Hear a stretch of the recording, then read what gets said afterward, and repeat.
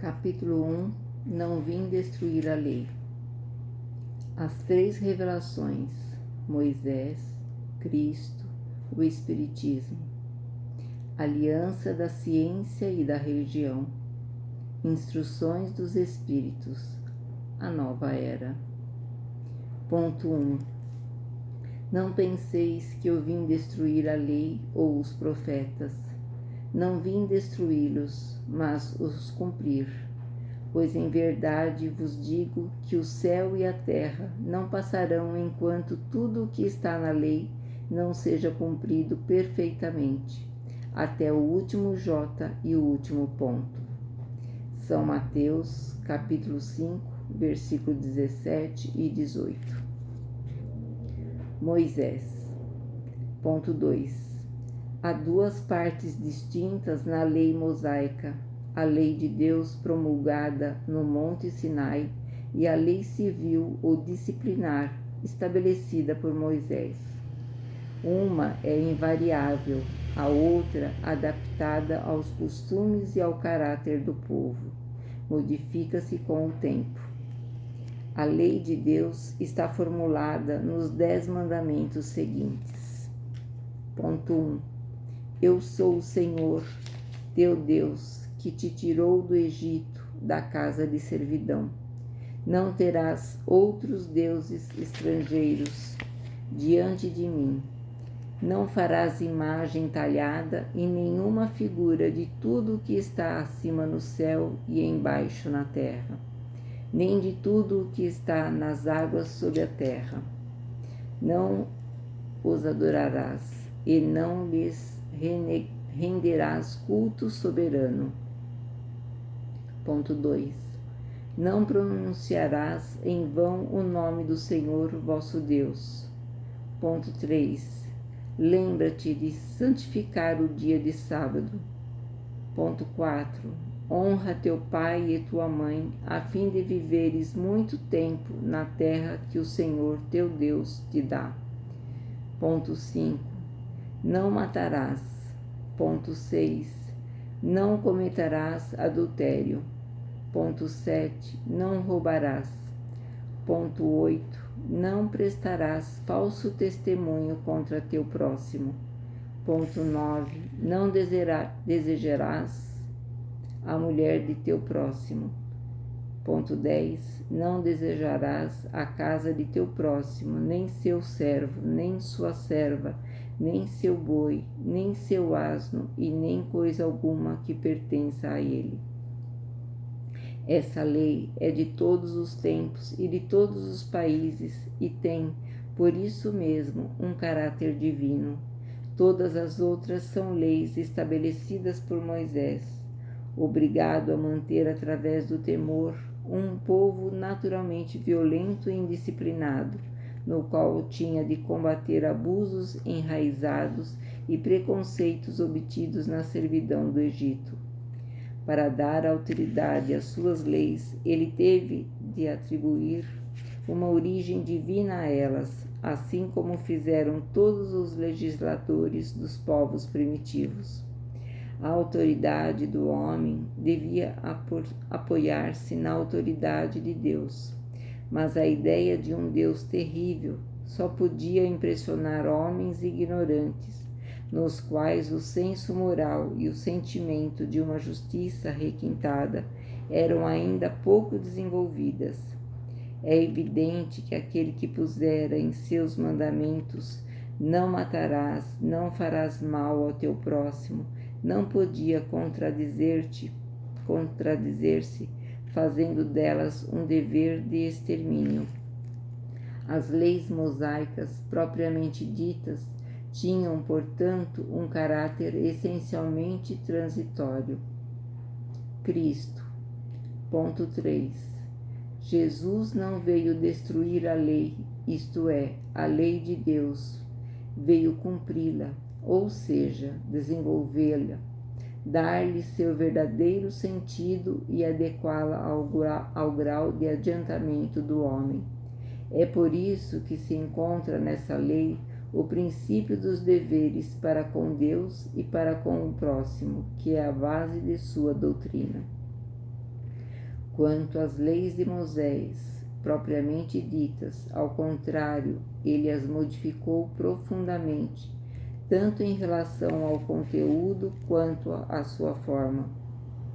Combateu constantemente o abuso das práticas exteriores e as falsas interpretações, e não podia tê-las reformado mais radicalmente, senão reduzindo-as a estas palavras: amar a Deus acima de todas as coisas e ao próximo como a si mesmo. E dizendo: está aí toda a lei e os profetas. Por essas palavras, ó céu e a terra não passarão sem que tudo seja cumprido até o último jota. Jesus quis dizer que era preciso que a lei de Deus fosse cumprida, isto é, fosse praticada em toda a terra, em toda a sua pureza, com todos os seus desenvolvimentos e todas as suas consequências. Pois de que serviria ter estabelecido essa lei se ela devia manter o privilégio de alguns homens ou mesmo de um só povo? Sendo todos os homens filhos de Deus, são, sem distinção, objeto da mesma solicitude. Ponto 4. Mas o papel de Jesus não foi simplesmente o de um legislador moralista, sem outra autoridade que sua palavra veio cumprir os profetas que tinham anunciado sua vinda. Sua autoridade decorria da natureza excepcional do seu espírito e de sua missão divina. Veio ensinar aos homens que a verdadeira vida não é a da terra, mas o do reino dos céus. Ensinar-lhes o caminho que para lá conduz, os meios de se reconciliar com Deus e preveni-los sobre o andamento das coisas que virão para que se cumpram os destinos humanos. No entanto, não disse tudo e sobre muitos pontos limitou-se a depositar o germe da verdade. Pontos que o próprio Cristo declara ainda não podiam ser compreendidos. Falou de tudo, mas em termos mais ou menos explícitos, para apanhar o sentido oculto de certas palavras. Seria preciso que novas ideias e novos conhecimentos viessem dar-lhes a chave, e essas ideias não podiam vir antes de um certo grau de maturidade do espírito humano. A ciência devia contribuir poderosamente para a eclosão e o desenvolvimento dessas ideias. Seria preciso, para isso, dar à ciência tempo de progredir. O Espiritismo. Ponto 5. O Espiritismo é a ciência nova que vem revelar aos homens, através de provas irrecusáveis, a existência e a natureza do mundo espiritual e suas relações com o mundo corporal. Mostrar-nos essa relação não mais como algo sobrenatural, mas, ao contrário, como uma das forças vivas e incessantemente ativas da natureza, como a fonte de uma multidão de fenômenos até então incompreendidos e rejeitados. Por essa razão, ao domínio do fantástico e do maravilhoso, é sobre essas relações que o Cristo faz alusão em muitas circunstâncias, e é por isso que muitas coisas que dizem ficarão ininteligíveis ou foram falsamente interpretadas. O Espiritismo é a chave com a ajuda na qual tudo se explica com facilidade. Ponto 6. A lei do Velho Testamento está personificada em Moisés. A do Novo Testamento está personificada no Cristo. O Espiritismo é a terceira revelação da lei de Deus, mas não está personificada em nenhum indivíduo, porque não é o produto do ensinamento dado não por um homem, mas pelos espíritos, que são as vozes do céu, em todos os pontos da terra, e através de uma incontável multidão de intermediários, é de certa forma um ser coletivo, compreendendo o conjunto dos seres do mundo espiritual, cada qual trazendo aos homens o tributo de suas luzes, para fazê-los conhecer esse mundo e a sorte que os espera. Ponto 7. Assim como Cristo disse: não vim destruir a lei, mas cumpri-la. O Espiritismo diz igualmente: não vim destruir a lei cristã, mas cumpri-la. Não ensina nada contrário ao que ensina o Cristo, mas desenvolve, completa e explica, em termos claros para todo mundo, o que não fora dito senão sob forma alegórica.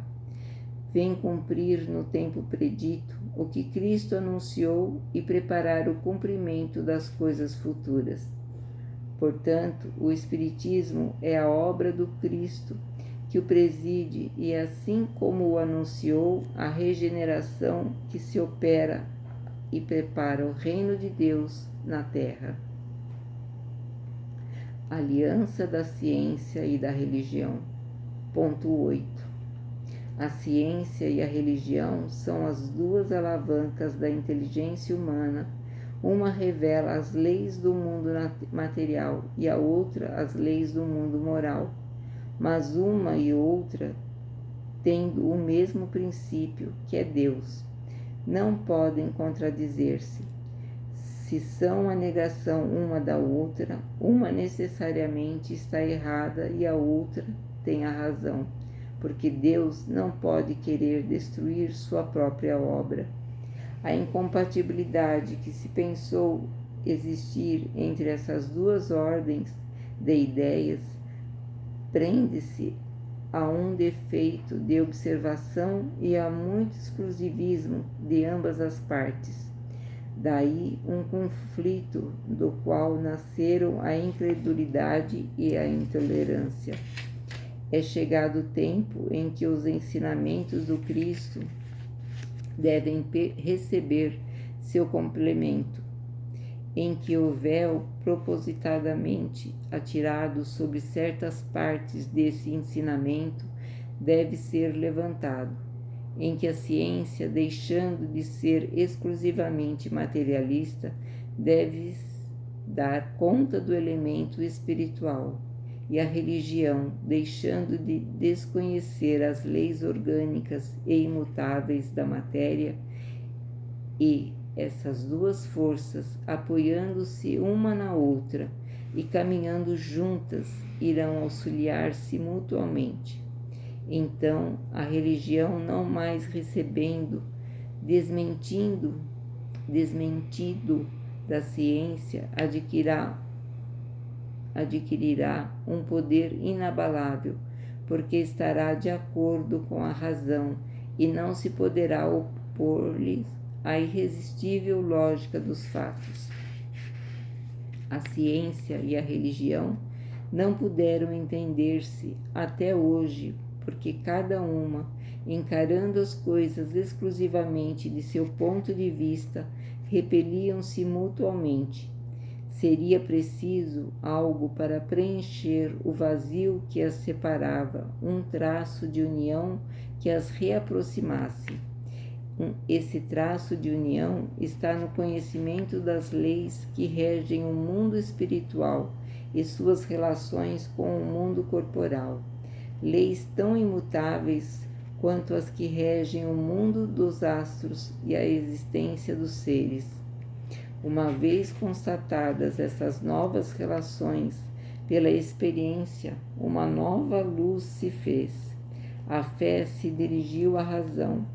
A razão nada encontrou de ilógico na fé, e o materialismo foi vencido. Mas nisso, como em todas as coisas, há pessoas que ficam para trás, até que sejam arrastadas pelo movimento geral que as esmaga. Se querem resistir em lugar de entregar-se a ele, esse movimento é toda uma revolução moral que neste momento se opera e que se prepara os espíritos, trabalhando-os. Após ser elaborada durante mais de 18 séculos, ora tange seu cumprimento e vai marcar uma nova era para a humanidade. As consequências dessa revolução são fáceis de prever. Deve produzir inevitáveis modificações nas relações sociais, às quais ninguém poderá opor-se, pois está nos desígnios de Deus e resultam da lei do progresso, que é uma lei de Deus. Instruções dos Espíritos. A nova era. Ponto 9. Deus é único e Moisés é o Espírito que Deus enviou em missão para o fazer conhecer não somente aos hebreus, mas também aos povos pagãos. O povo hebreu foi o instrumento de que Deus se serviu para fazer sua revelação a Moisés e aos profetas, e as vicissitudes desse povo foram destinadas a impressionar os olhos e fazer tombar o véu que lhes ocultava a divindade. Os mandamentos de Deus dados por Moisés trazem em si o germe da mais ampla moral cristã. No entanto, os comentários da Bíblia restringiram-lhe o sentido, porque se realiza em sua total pureza naquela ocasião, não teria sido compreendida. Mas mesmo assim, os 10 mandamentos de Deus continuam sendo o brilhante frontispício, o farol que deve iluminar a humanidade na rota a ser percorrida. A moral ensinada por Moisés era apropriada ao estado de adiantamento em que se encontravam os povos que ela era chamada a regenerar.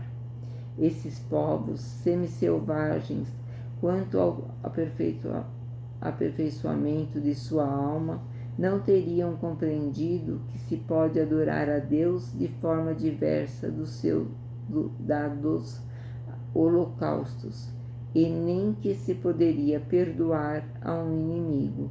Sua inteligência notável sob o ponto de vista da matéria, e mesmo sob o das artes e das ciências, estava bastante atrasada em moralidade e não se teria convertido sob o império de uma religião inteiramente espiritual.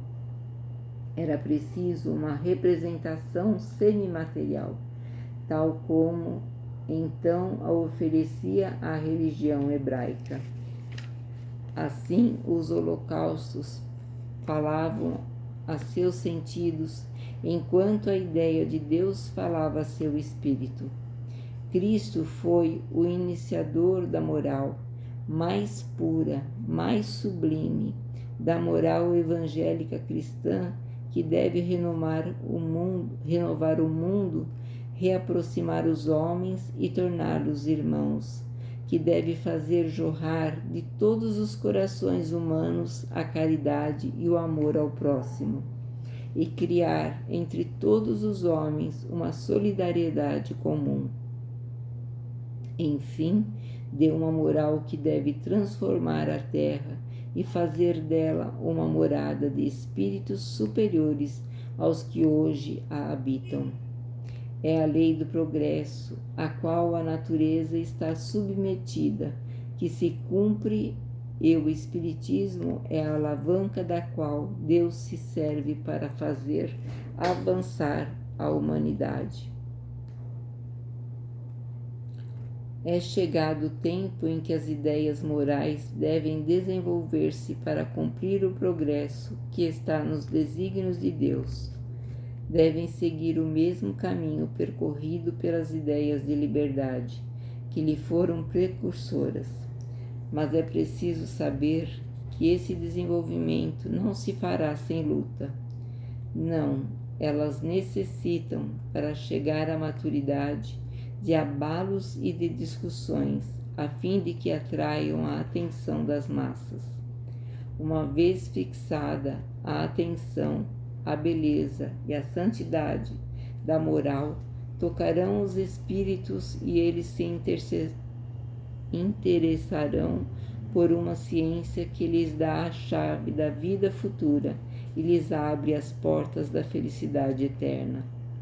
Moisés abriu o caminho, Jesus continuou a obra, o Espiritismo a acabará.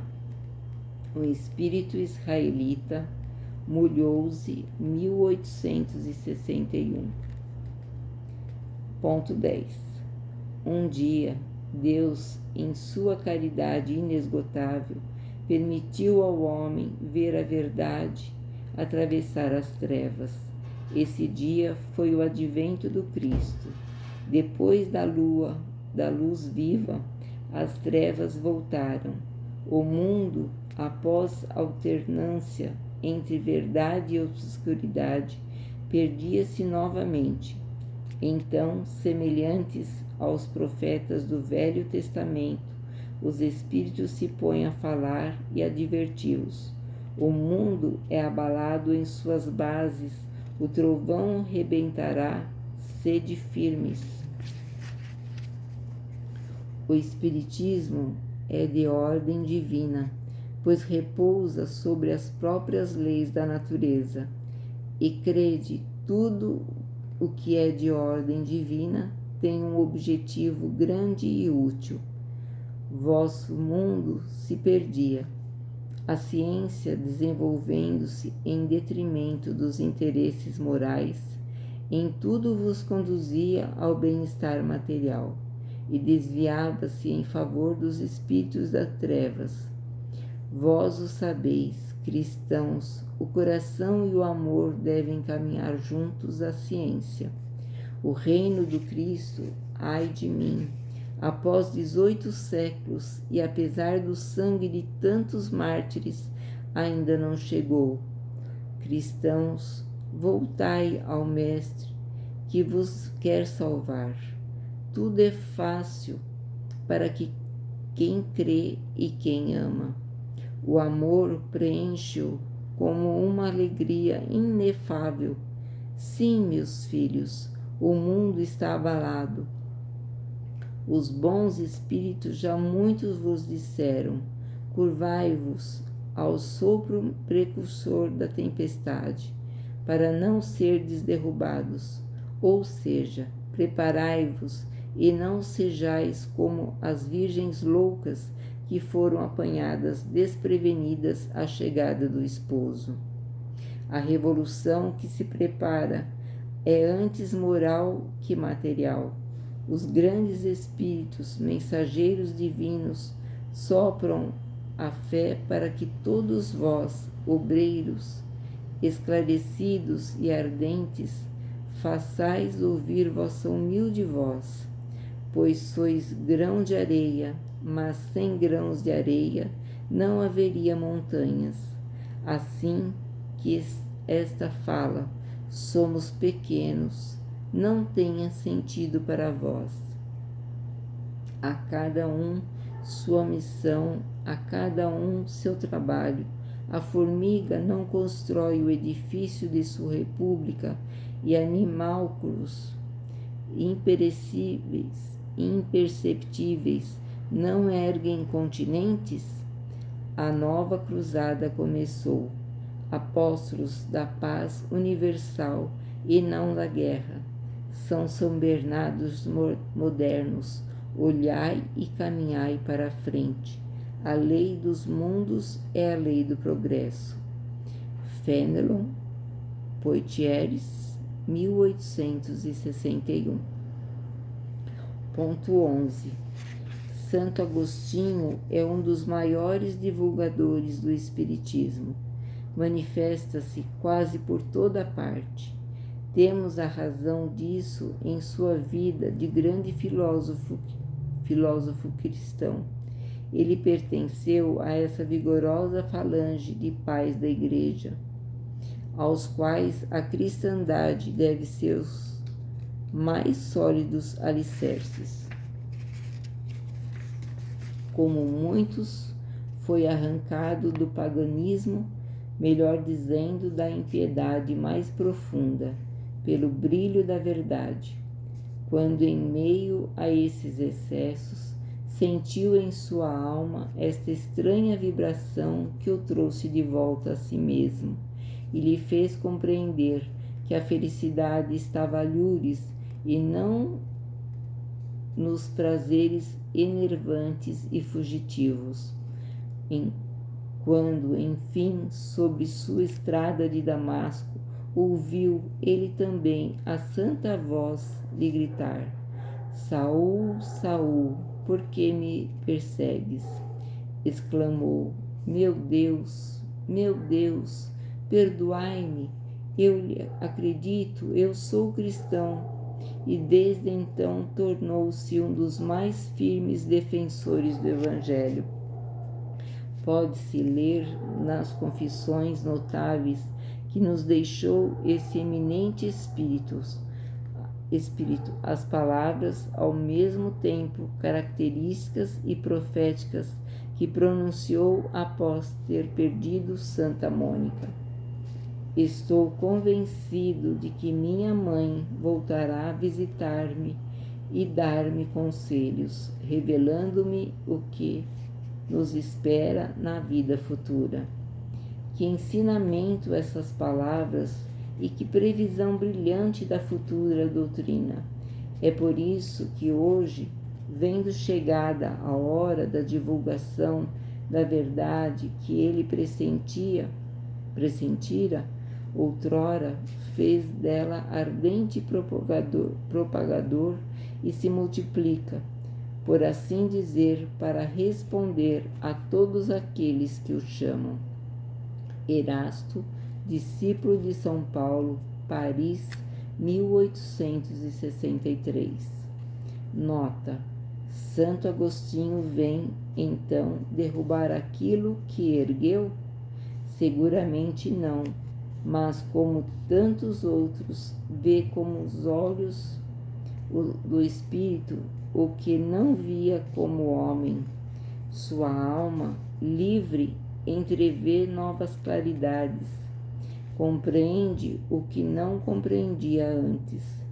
Novas ideias revelaram-lhe o verdadeiro sentido de certas palavras.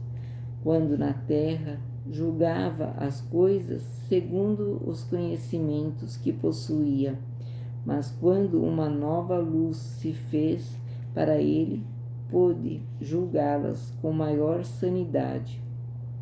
Foi assim que teve de voltar atrás sobre sua crença a respeito dos espíritos incubos e sucubos, e sobre o anátema que tinha lançado contra a teoria dos antípodas. Agora que o cristianismo lhe aparece em toda a sua pureza, pode, sobre certos pontos, pensar de forma diferente de quando vivo, sem deixar de ser o apóstolo cristão. Pôde, sem renegar sua fé, fazer-se o propagador do Espiritismo, porque vê nele o cumprimento das coisas preditas. Proclamando-o hoje, não faz mais do que nos levar a uma interpretação mais sã e mais lógica dos textos. Ocorre o mesmo a outros espíritos que se encontram numa posição análoga.